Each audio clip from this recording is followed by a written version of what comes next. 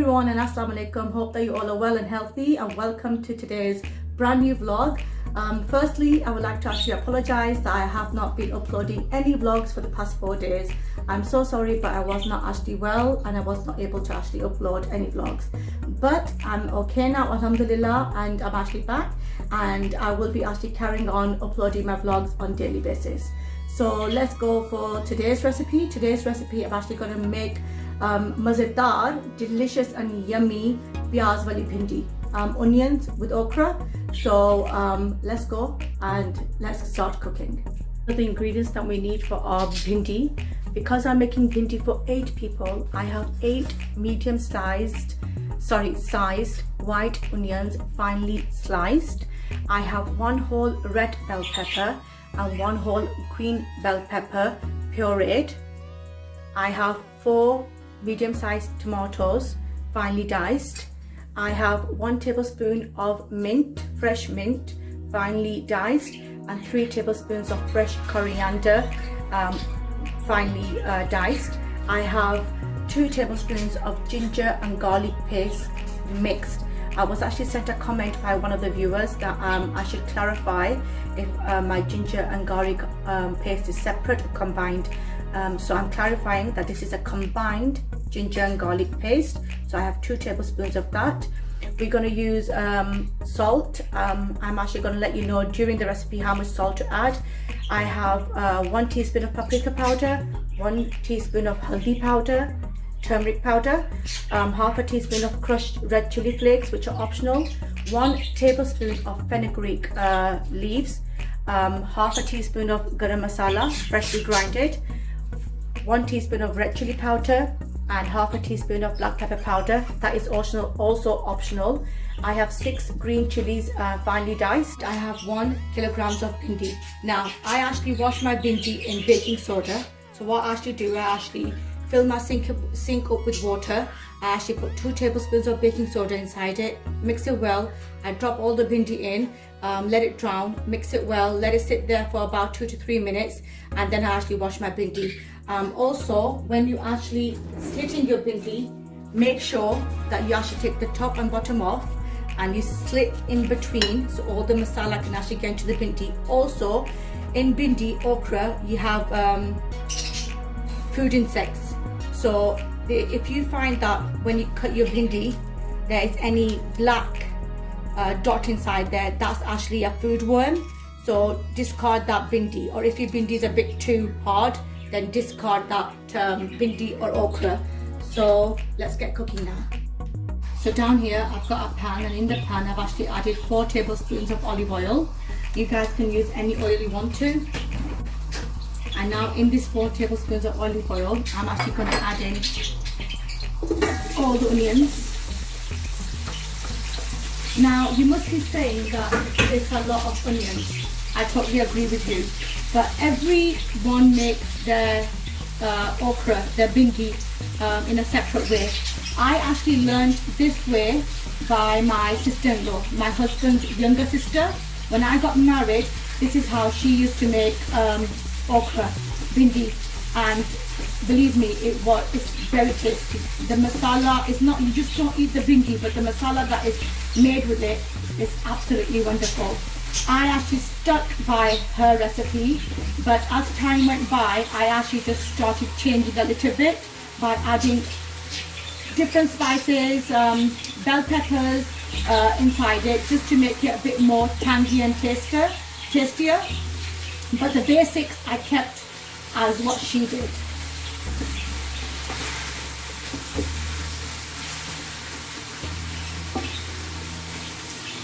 So now what I'm going to do, I'm actually going to add in the ginger and garlic paste, and I'm going to let the onions saute on a low heat.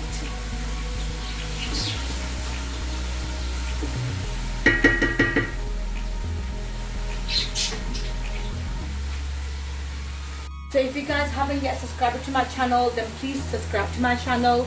And if you guys are new to my channel, then please definitely subscribe to my channel. If you like today's video, then definitely give me a thumbs up, and it will be highly appreciated if you guys actually help me grow my channel. So whilst our onion, we're waiting for our onion to saute, let's start frying our bhindis. Now, again, some people fry their bhindi and add it into the masala, and some people just add it like that. We are going to actually fry our bhindi. So I'm going to put half of the amount of bhindi. In fact, no, we'll actually fry it in 3 batches so that they are fried properly. So I've got some oil in a wok and it's heated up, and now I put the bhindis in.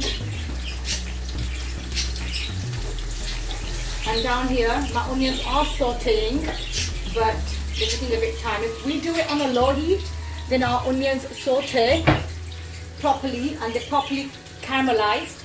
But if we do it on a high heat, then they will actually, instead of being sauteed, they will actually start burning. And that's not what we want. It's going to be a bit time consuming, but believe me, at the end, the results are going to be magnificently delicious.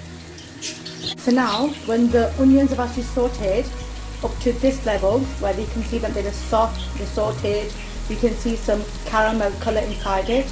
Now you can add in the tomatoes, the puree and the spices. So let's go and do that. So now we're going to add in the tomatoes.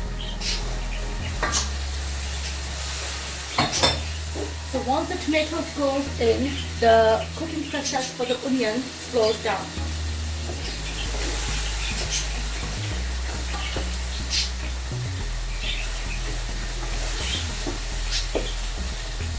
And now I'm going to add in the pureed bell peppers, the red one and the green one. It was so simple. What I did, I actually washed and cut the bell peppers, the red bell pepper and the green bell pepper. I put it in the blender. I put about a quarter glass of water in it, and I just pureed it. Believe me, by adding the bell peppers in, you will get that tangy taste.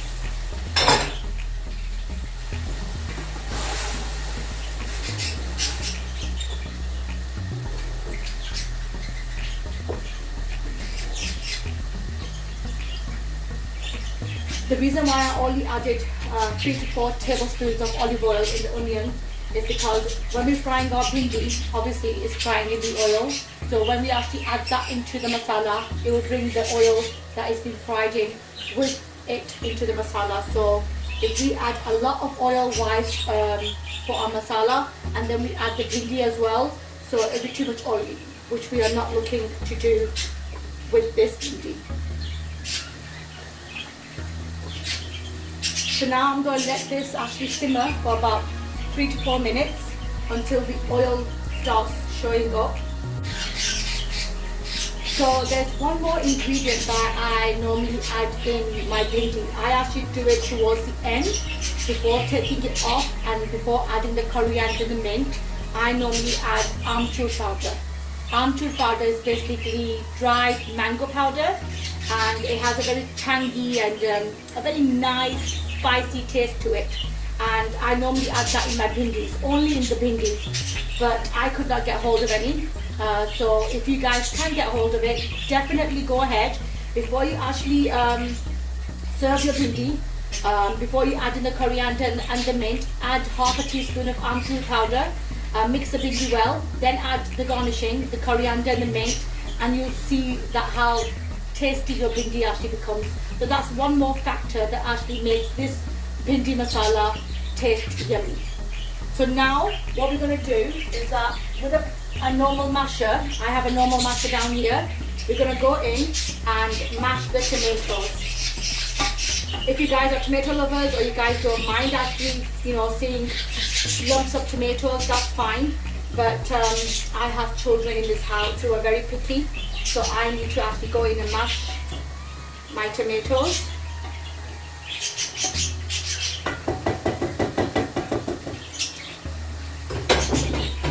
And now what we're going to do is we're going to go in and add the spices. So I'm going to start off with the salt. I'm going to add half a tablespoon of salt first, and then I'll taste it, and then we'll see if we need to add more. 1 teaspoon of turmeric powder, 1 teaspoon paprika powder, 1 teaspoon red chili powder, half a teaspoon red chili flakes, half a teaspoon freshly grounded black pepper, 1 tablespoon of fenugreek leaves. Mix it well.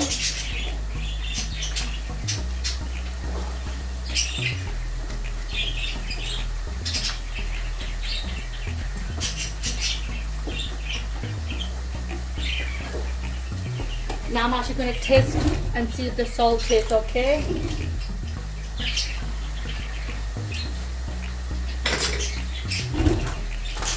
No. So I'm going to add in.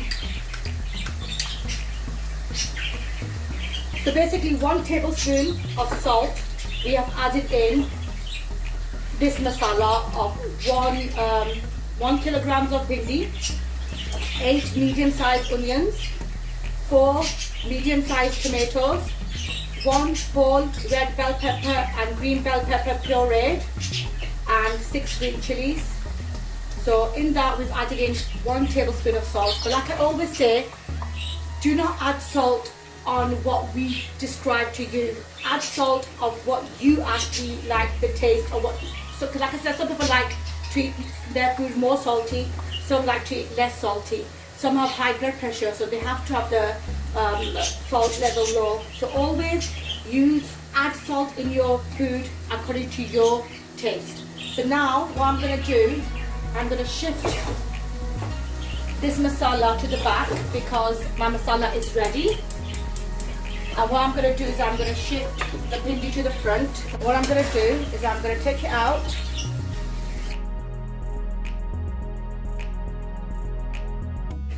We're going to add it to the masala. And now I'm going to add in the rest of the bhindis. So hopefully they have been done in 2 batches.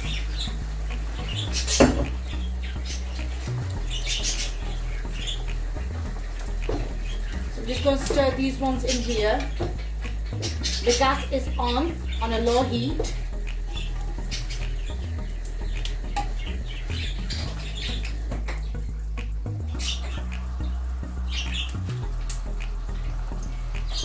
So now that I've added in the bhindi as well, so towards the end I'm going to add in my green chilies. Yes, it's a bit different than the normal curries I make, but this is the way that I actually make the bhindi. I add the green chili in the bhindi towards the end, not just in the bhindi, in any vegetable that I make or any lentils I make, I add in the green chilies towards the end. So now the final batch of okra has gone in. At this stage I'm going to sprinkle half a teaspoon of garam masala, and then I'm going to dish it out, and then I'm going to actually garnish it with coriander and mint, and I'm going to serve it with chapati.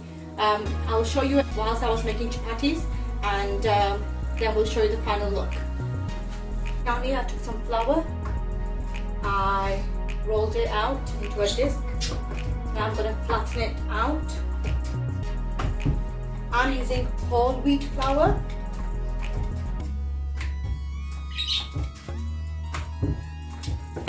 And now the rest is going to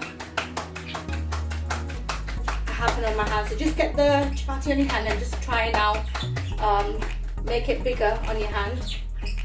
And then I make my chapatis in a frying pan. I don't use a tawa. I find it easier to do it on a non-stick frying pan. So now we're just going to cook this. At this stage, we've turned over our chapati. We're going to get a tea towel, make it into a ball, and just press softly, press and twist motion the edges. If you do that, our chapati rises up, and the rest is actually done on direct flame. And there you can see we've got puffed pulka.